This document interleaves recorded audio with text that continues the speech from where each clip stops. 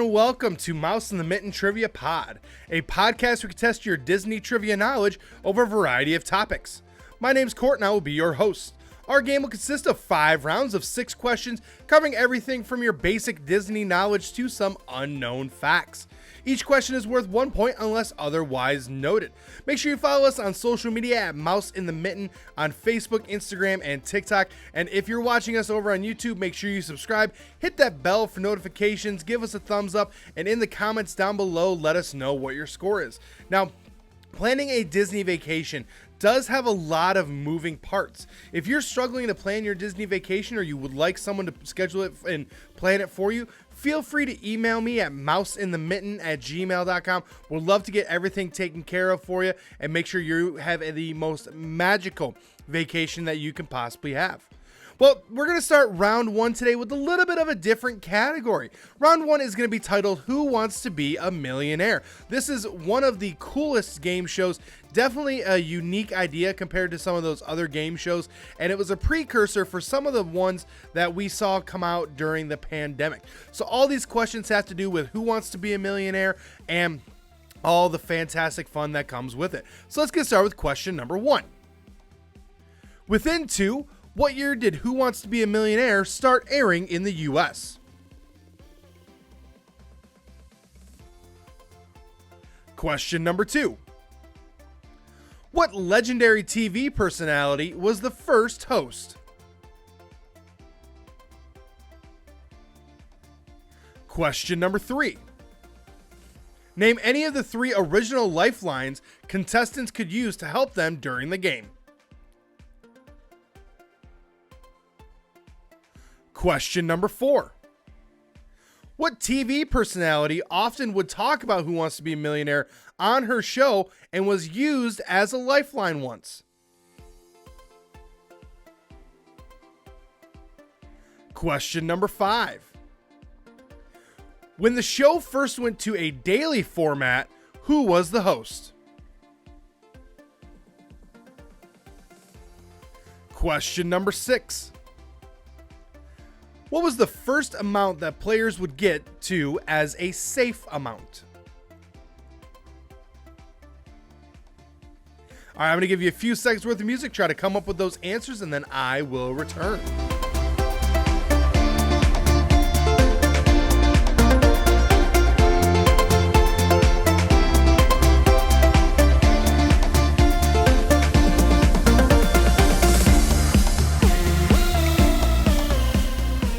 All right, let's get some answers here on Who Wants to Be a Millionaire. And to answer the question, I would like to be a millionaire. Wouldn't mind it. Question number 1. Within 2, what year did Who Wants to Be a Millionaire start airing in the US? Well, it started airing on August 16th, 1999. So in order to get the point there, what had to say between 1997 and 2001. Now, I said aired in the US. This is an original idea from Great Britain. So we took this idea from the Brits, brought it over to the United States, basically changed nothing of it at the time and turned it into the game that it is that we all saw on TV. But from 1999 until about 2003, it really had a good hold on us as a country. Question number 2. What legendary TV personality was the first host? Well, that would be Regis Philbin, the man who has the world record for most time on TV. That is Regis Philbin. And he did a fantastic job. I loved him as the host. He was charismatic. He kept things moving. He was an awesome pick for the host, and he did a great job. Question number 3. Name any of the 3 original lifelines contestants could use to help them during the game. Well, in order to get the point there, would have had to say either the 50-50, ask the audience, or phone a friend. Now, 50-50 is just what it says. They had 4 possible answers. They would take away 2 of the wrong ones, so you had a 50-50 shot on getting the answer correct.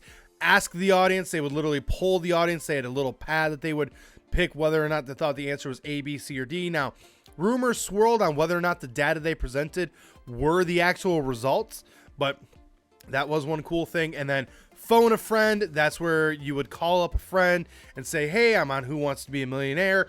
I think you can help me with this question. Can you help me out? And then they asked the question. They got 30 seconds, My favorite part about that was whenever they would phone a friend and the friend would go, yeah, I have not a clue. And like they tried to talk and figure it out, but no, it was just funny when they would pick the wrong one. Question number 4. What TV personality often would talk about Who Wants to Be a Millionaire on her show and was used as a lifeline once? Well, that would be Rosie O'Donnell. At the time, she had a daily talk show. She would talk endlessly about Who Wants to Be a Millionaire, how she wanted to be on it, how she wanted to be someone's phone a friend. And she was actually someone's phone a friend. And I believe she actually helped that person get that question correct. But all this stuff came out afterwards about how it was a setup and how she can only be used like one more time, So it was interesting, but she definitely, when it came to personalities outside the show, she was definitely the biggest. Question number 5. When the show went to a daily format, who was the host? Well, that would be Meredith Vieira. She was the daily host for quite a few years. Now, the game had some differences between the regular show with Regis and the daily show with Meredith. Basically, they got rid of the fast fingers. It was just this rolling list of contestants. You only had a certain amount of time to be able to answer the question. Some of the lifelines changed throughout the years as well. They definitely started kind of swaying away from the original format with the daily one, and it's probably why they didn't see as much success. And last but not least, question number 6. What was the first amount that players would get as a safe amount? Well, that would be $1,000. The way that the game worked, it went right off the bat 100, 200, 300, 500, and 1,000. Once you got to 1,000, you were safe. You were leaving there with no less than $1,000. And then it went from 1,000 up to 32,000 with steps in between there.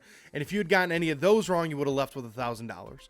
And then from 32,000 up to $1 million, if you had gotten any of those wrong, then you would fall to 32,000. Now they would often ask like, hey, you're at 250,000. Do you want to stop? You're at $500,000. Do you want to stop? And that's what made this game unique. That, along with the lifelines, made this game really unique. I think that's why people loved it, and they felt like they could play it at home as well. So again, a great show of Who Wants to Be a Millionaire. The format was revolutionary, and just it's led into a lot of games that we see today, and it's a lot of fun to watch even back now today. Continuing on now into round number 2. Round number 2 is our fast facts. This round is filled with simple questions that have simple answers. Today's category is what is in between us. So for this round, what's going to happen is I'm going to give you the name of 2 movies. And you're just going to have to simply say what movie came out between them. Now, we're going to stick with Disney animated movies or Disney featured animated movies or Pixar. It's basically the big movies. We're not trying to fool you with try to say like, hey, what at-home movie came out between them, We're going to stick with theatrical releases here. So let's get started with question number 1. Snow White and the Seven Dwarfs and Fantasia. Question number 2. Hercules and A Bug's Life. Question number 3. Lady and the Tramp and 101 Dalmatians. Question number 4. The Rescuers Down Under and Aladdin. Question number 5. Finding Nemo and Teacher's Pet. And question number 6. Fun and Fancy Free and So Dear to My Heart. All right, so like I said, a lot of these movies you've probably heard of. We're looking for the movie that came out in between these movies. So let's get started with question number 1. Snow White and the Seven Dwarfs and Fantasia. The movie that came out between those are Pinocchio. Yeah, so the order goes Snow White, Pinocchio, and then Fantasia. Those were the first 3 full-length animated features that came out of Walt Disney. Question number 2. Hercules and A Bug's Life, we are talking about Mulan. And of course, A Bug's Life was the second Pixar movie, and Mulan came out a little bit before A Bug's Life, Hercules before that, and we're talking about 3 great movies right there for sure. Question number 3. Lady and the Tramp and 101 Dalmatians, well, that is Sleeping Beauty. So yeah, between the 2 dog-themed movies, we came out with Sleeping Beauty, and definitely, again, another collection of really good movies there. Plus, we already had that crossover a few weeks ago about how there are characters in Lady and the Tramp and in 101 Dalmatians. Again, just showing you how Disney recycles some of their drawings, especially way back then. Question number 4. The Rescuers Down Under and Aladdin. Well, that would be Beauty and the Beast. Aladdin might have given that one away in terms of time period. Rescuers Down Under, not as well known, but definitely between those two, that is when we saw Beauty and the Beast come out. Question number 5. Finding Nemo and Teacher's Pet. Well, that would be Brother Bear. Finding Nemo, definitely one that people love. Teacher's Pet, not as much. Brother Bear, yeah, splits the difference. It's very good, but I feel like when you talk to people, they're kind of indifferent there, but definitely Finding Nemo maybe gave that one away in terms of when it was. Last but not least, question number 6.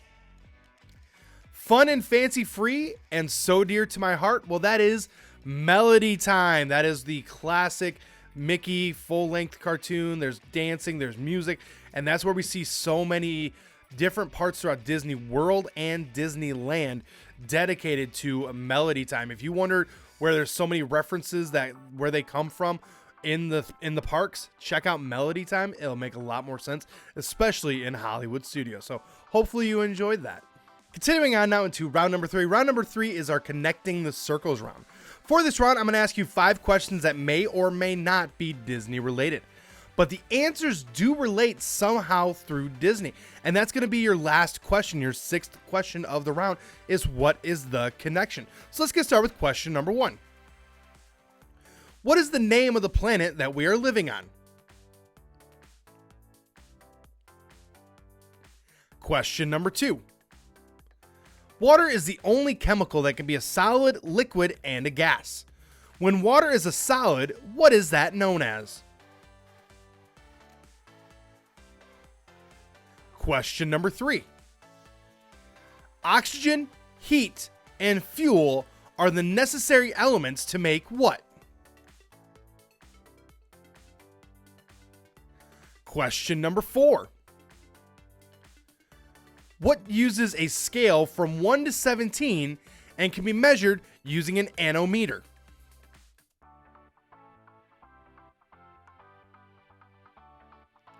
Question number 5. 2 hydrogen atoms and 1 oxygen atom make what common item? And question number 6 is, what is the connection between those answers? I'm going to give you a few seconds worth of music, see if you can make that connection, and then I will return.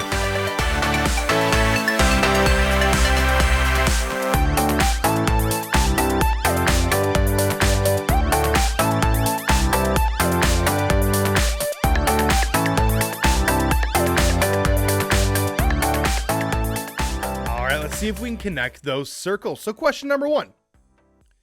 What is the name of the planet that we are living on? That is, of course, Earth. Third rock from the sun, whatever you want to call it.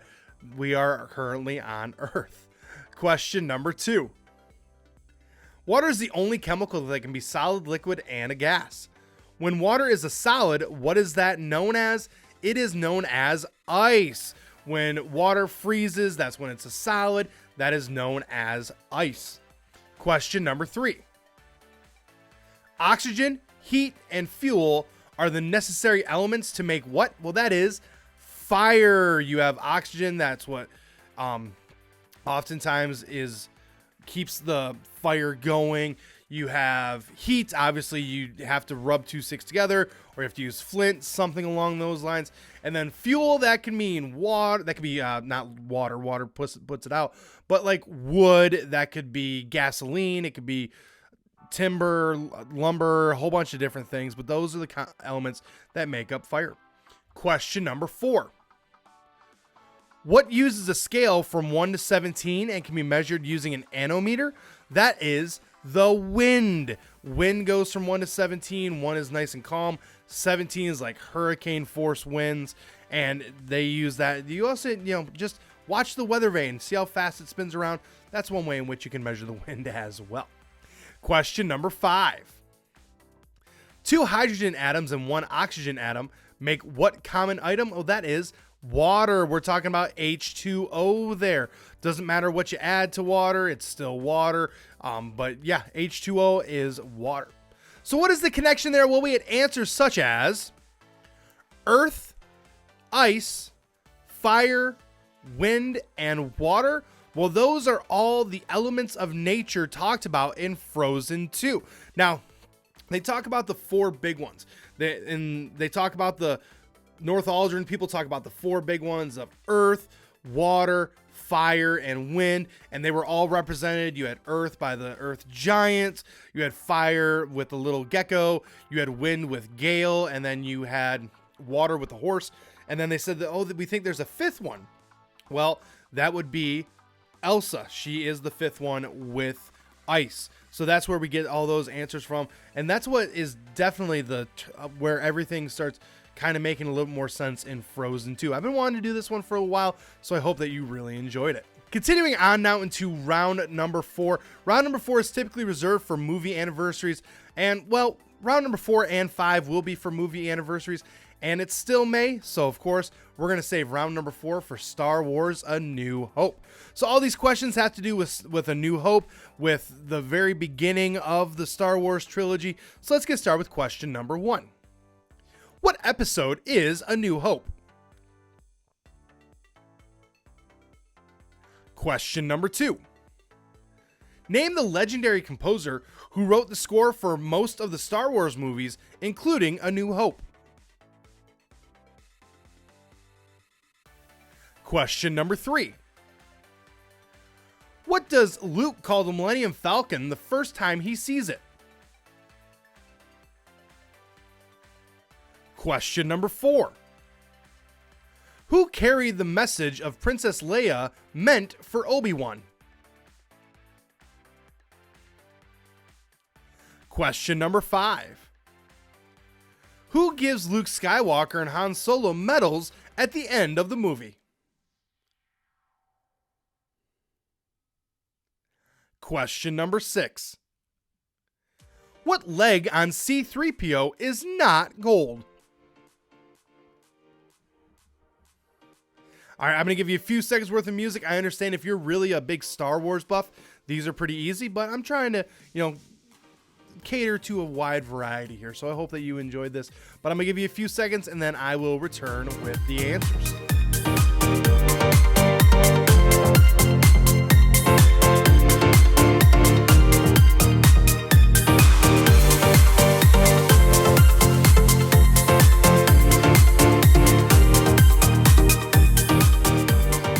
All right, let's get you some answers here on A New Hope. So question number 1. What episode is A New Hope? Well, A New Hope is episode 4. So technically the full title is Star Wars Episode 4, A New Hope. Now, is it weird that for the very first movie in a series, they start with number 4? Yeah, but it works. It makes sense in my eyes and everyone else's eyes. Question number 2.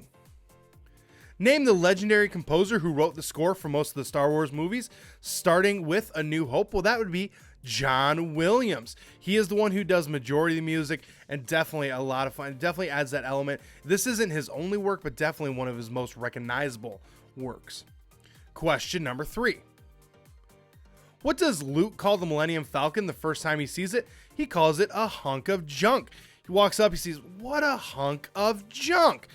Yeah, technically, I guess it was a hunk of junk, but you know what? It can go really fast. I mean, we're talking about making a Tesla run in so many parsecs. It goes fast. So, I believe it. Question number 4.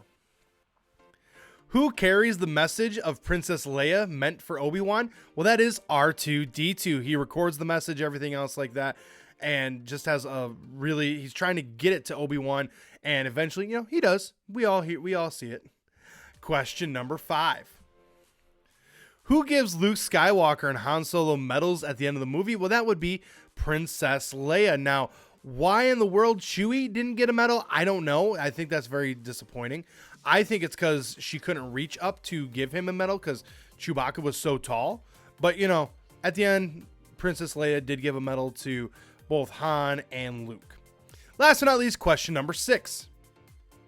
What leg on C-3PO is not gold? That would be his right leg. His right leg is technically silver. The rest of him is gold. So it's one of those things that it's it's a Mandela effect where everyone's like, oh, he's just gold. But then when you look at it, actually his right leg is silver. So it's a good movie. It's the one that started it, but not nearly as good as the next one we're going to talk about. Considering on now into round number 5.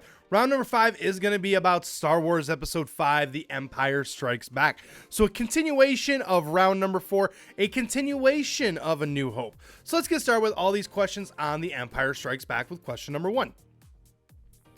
What twist happens in The Empire Strikes Back and is ranked as one of the biggest twists in movie history? Question number 2.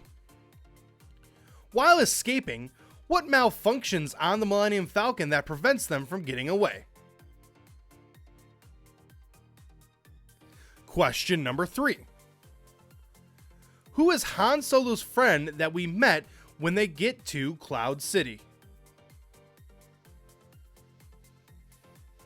Question number 4. Luke loses what hand in his battle with Darth Vader?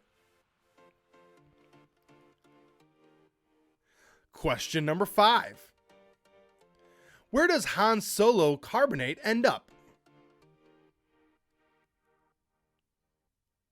And question number 6.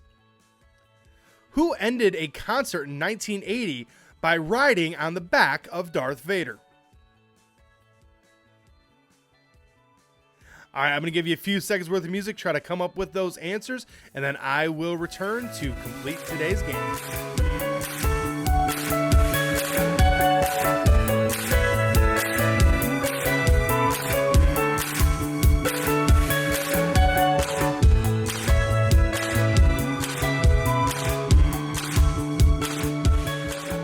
Let's get you some answers here and wrap up today's game. So question number 1.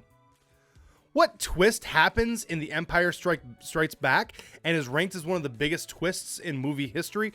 My favorite parts of the Family Guy series when they did this was when Stewie legitimately stopped, looked at the camera and said, spoiler alert, and then said, Luke, I am your father. It's that Darth Vader is Luke's father. At the time, huge twist. I would have loved, this is one of the things that I wish I could go back in time and experience without knowing what happened. Experience this like in person. Like the shock, the twist, the idea that no, not the evil guy.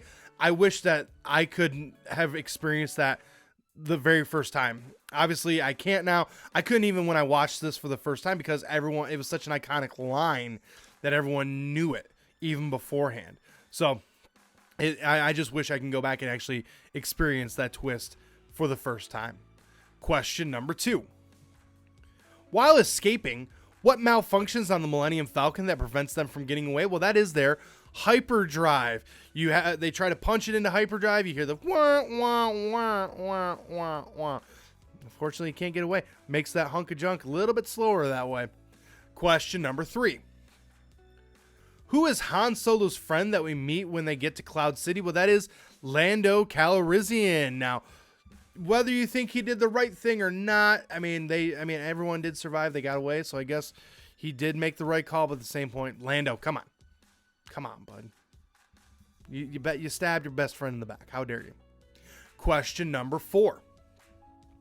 Luke loses what hand in the battle with Darth? He loses his right hand. Eventually, yes, he does get it back. It's an animatronic one now and everything else like that, but he did get his right hand severed by technically his dad. Weird flex. Question number 5. Where does Han Solo's carbonate end up? It ends up with Jabba the Hutt. That is where Boba Fett brings him. That's where it ends up being, and that's because at the time Han Solo obviously owed Jabba the Hutt a lot of money, so that's why. Last but not least, question number 6.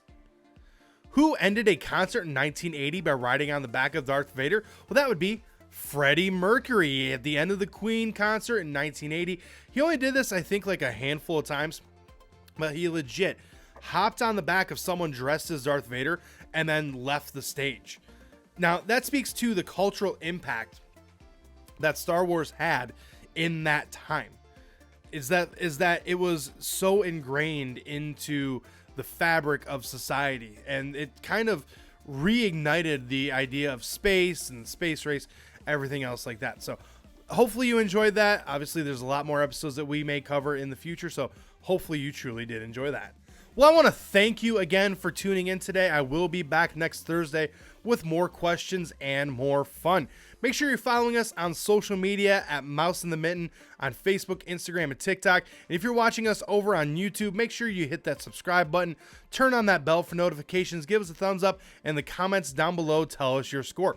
If you're listening to us on podcasts, hopefully you've decided to follow us on Apple or download us wherever you can. If you could, leave us a 5-star review wherever you can as well. And hey, like I said, planning a Disney vacation, there's a lot of parts to it. There's a lot of elements to it. And we want to make sure that everything goes smoothly for you and you have the most magical vacation you could possibly have.